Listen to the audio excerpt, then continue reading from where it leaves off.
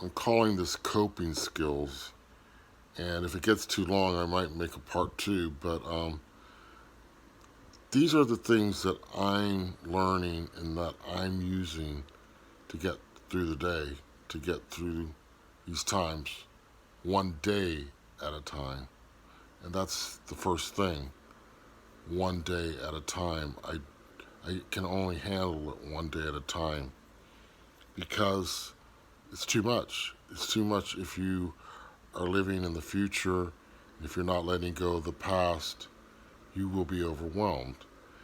And so by living in the present as much as I can, and it's a mental discipline, you have to keep coming back to this moment, to like I'm doing this video right now. And when you are doing something like this, your mind doesn't wander too much because you're focusing on this. And it's a good disciplinary skill so that you aren't wandering all over the place. You're centered here and now, always with Jesus. And that's where the peace comes in. And actually, when I'm doing it well, when I'm focusing only on the present moment, then time really doesn't matter. It doesn't matter how quickly it's going because it actually seems more normal. It seems slower, even though it's not. And it will be distressing. It will get more distressing with I don't understand exactly why it's happening like this, why it's going faster and faster, and not over a period of time. Is each day is going faster. That I don't really understand why, but I have to accept it. It's reality, and so our sleeping patterns are getting messed up. That's another thing. Absolutely, and if you're sleeping the same amount of hours that you used to sleep, say you sleep 8 hours, you're not getting 8 hours sleep because the time's just not like that anymore.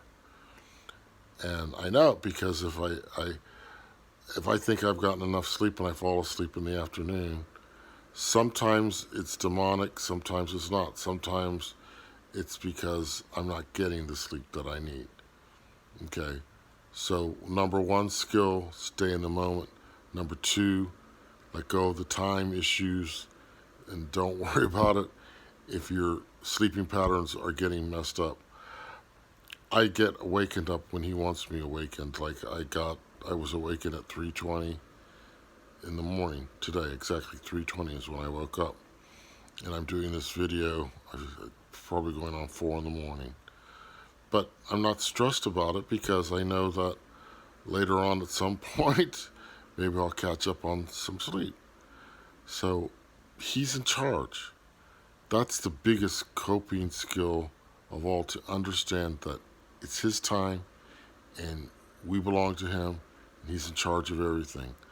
So what you're doing, if you truly belong to him, you've given yourself to him, body, mind, heart, and soul, you're doing the right thing. You're doing what he wants you to be doing at this moment in time. Because we're limited creatures. We're only human, and he understands that. And he understands that we're struggling with a lot of things today. We're seeing a lot of things. We're uncomfortable.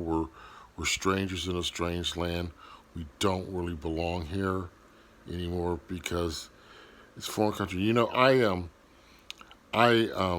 came across a little film from that I first saw when I was 12 or 13 years old, and it's a sweet little film. It's called House Without a Christmas Tree.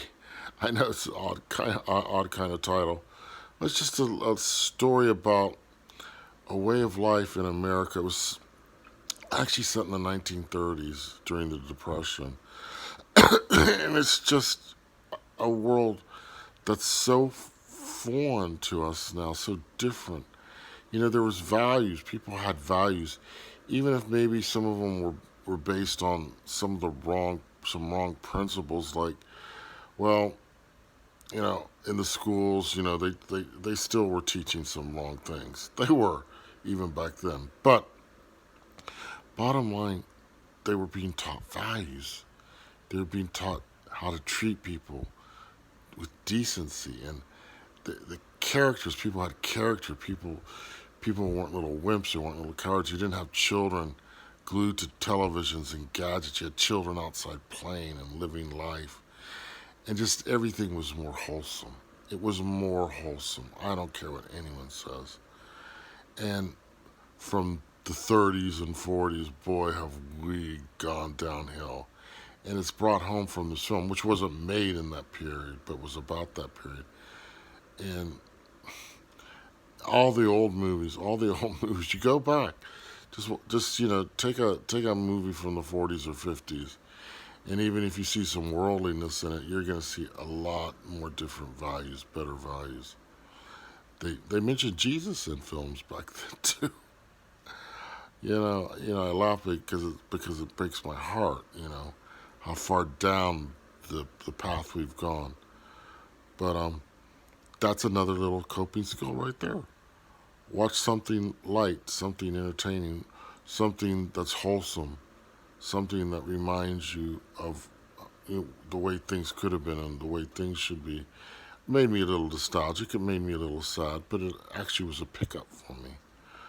But this is a big one that I'm going to bring up now. And I've mentioned this before, how people who have gotten this are changing. They really are.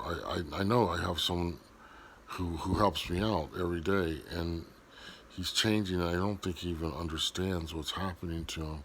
And I feel bad for him, and I'm not putting him down right now, criticizing him. I feel badly, but when these people come against us and they start attacking, and I caught myself yesterday. I started to get angry, and I started to get defensive, and all these. No, no, because that's what the devil wants you to do. He wants you to be all agitated and to take away your peace. He'll use anyone and anything to do it. Little things, big things. So I had to, catch myself and realize that next time, just don't let it happen. Just change the subject, get quiet, whatever's necessary. Like I said, big things. That to me was a big thing. A little thing is all of a sudden my my charger, which was working fine on my phone. See, my phone is my communication source, like it is with most of us, and we depend on these silly things for too much. But here comes a little cough. Anyway, the charger stopped working out of the blue, and it wasn't an old charger. It was like a friend had given it to me 2 weeks ago. So I got all excited about it and going, what the? And I thought it was some little demon hopping in the phone. And who knows? Who knows? But in any case, instead of like trusting that the Lord will take care of it, like everything, and He did. My niece actually came up with a charger, and if it had been today, she wouldn't have even been in town, and there would have been the process of having to get some money to go out and buy one, that kind of thing. But see, that's minor, but it's not minor when it's something you use all the time. And just lots of little things and irritating things, and we have to just let go and trust. Because see what happened? He had it all. He got me a charger. He got my phone right. And if I'd let go of the confrontation thing earlier, that would have been fine too. And this is now getting a little bit too long, so I'm going to cut it short. But I'm going to just end with this. Bottom line: quiet time with the Lord. Quiet time with the Lord. I'm saying it 3 times. Quiet time with the Lord. Because that stabilizes, it restores, it energizes, keeps us focused. Got to shut the door. It's got to be quiet. Got to turn off everything and be still with the Lord. And you will have tremendous, tremendous calm and peace. Because it's not going to get better for a while. It's going to get worse. The demons are hyperactive. And prayer, they don't like prayer.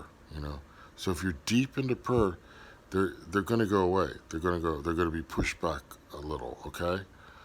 But yes, prayer, and I mean conversation with God, getting drawn close to God, okay? And these are just a few of the things that I'm doing that are helping me to get through one day at a time. And I hope they help you a little bit also.